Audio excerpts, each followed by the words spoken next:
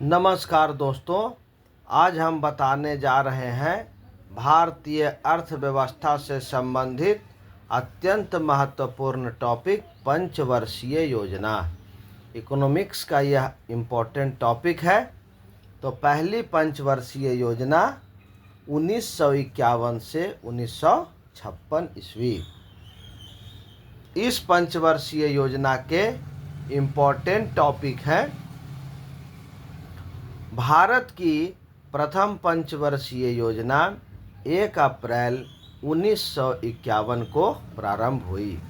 भारत की प्रथम पंचवर्षीय योजना 1 अप्रैल 1951 को प्रारंभ हुई। अत्यंत इम्पोर्टेंट टॉपिक है।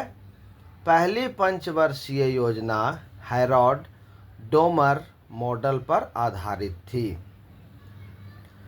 इस योजना का मुख्य उद्देश्य अर्थव्यवस्था का संतुलित विकास करना था। यह टॉपिक अत्यंत महत्वपूर्ण है। सभी परीक्षाओं में पूछा जाता है कि पहली पंचवर्षीय योजना का मुख्य उद्देश्य क्या था। तो इस योजना का मुख्य उद्देश्य अर्थव्यवस्था का संतुलित विकास करना था। इस योजना में कृषि को प्राथमिकता दी गई। इस योजना के दौरान कई बड़ी सिंचाई परियोजनाएं शुरू की गई, जैसे भाखड़ा नांगल, दामोदर घाटी और मेट्टूर बांध आदि। तो ये अत्यंत इम्पोर्टेंट टॉपिक थे पहली पंचवर्षीय योजना से संबंधित। इन्हीं टॉपिक से परीक्षाओं में प्रश्न पूछे जाते हैं। नेक्स्ट है द्वितीय पंचवर्षीय योजना 1956 से 1961 तक। यह योजना पीसी महालनोबिस मॉडल पर आधारित थी। इसका उद्देश्य औद्योगिक क्षेत्र का विकास करना था। द्वितीय पंचवर्षीय योजना पीसी महालनोबिस मॉडल पर आधारित थी। इसका उद्देश्य औद्योगिक क्षेत्र का विकास करना था। भिलाई इस्पात कारखाना, जो रूस के सहयोग से छत्तीसगढ़ में बनाया गया, इसकी स्थापना इसी योजना में की गई। भिलाई इस्पात कारखाना, जो रूस के सहयोग से छत्तीसगढ़ में बनाया गया, इसकी स्थापना इसी योजना में की गई। दुर्गापुर इस्पात कारखाना पश्चिम बंगाल में ब्रिटेन के सहयोग से बनाया गया। राउरकेला इस्पात कारखाना उड़ीसा में जर्मनी के सहयोग से इसी योजना में बनाया गया। ये सभी टॉपिक अत्यंत महत्वपूर्ण है। भिलाई इस्पात कारखाना रूस के सहयोग से, दुर्गापुर इस्पात कारखाना ब्रिटेन के सहयोग से और राउरकेला इस्पात कारखाना जर्मनी के सहयोग से इसी द्वितीय पंचवर्षीय योजना में बनाया गया। खादी एवं ग्रामीण उद्योग आयोग की स्थापना दूसरी पंचवर्षीय योजना में की गई। नेक्स्ट है तीसरी पंचवर्षीय योजना। इस पंचवर्षीय योजना का मुख्य उद्देश्य अर्थव्यवस्था को आत्मनिर्भर बनाना था। तीसरी पंचवर्षीय योजना का कार्यकाल था 1961 से 1966 ईस्वी। इस पंचवर्षीय योजना का मुख्य उद्देश्य अर्थव्यवस्था को आत्मनिर्भर बनाना था। भारत चीन युद्ध 1962, भारत पाकिस्तान युद्ध 1965 तथा भीषण सूखा के कारण यह योजना अपने लक्ष्यों को प्राप्त नहीं कर सकी। इस योजना में बोकारो इस्पात संयंत्र की स्थापना हुई। ये सभी टॉपिक अत्यंत महत्वपूर्ण हैं। Unit trust of India 1964, industrial development bank of India IDBI 1964, भारतीय खाद्य निगम FCI 1965, कृषि लागत और मूल्य आयोग CACP 1965 की स्थापना हुई।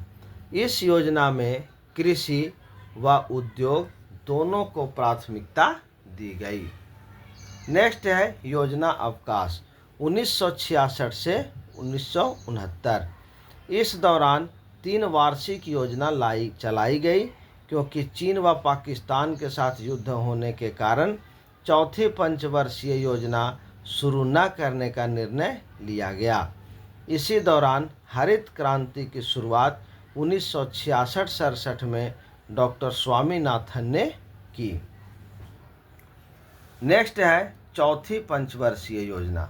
इस पंचवर्षीय योजना का कार्यकाल 1969 से 1974 ईस्वी तक था।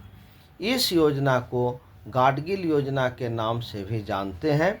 इस योजना में समाजवादी समाज की स्थापना पर विशेष जोर दिया गया। इस योजना का उद्देश्य स्थिरता के साथ विकास था। यह योजना भी असफल रही, क्योंकि 1971 में भारत पाकिस्तान के युद्ध से आर्थिक संकट उत्पन्न हो गया था।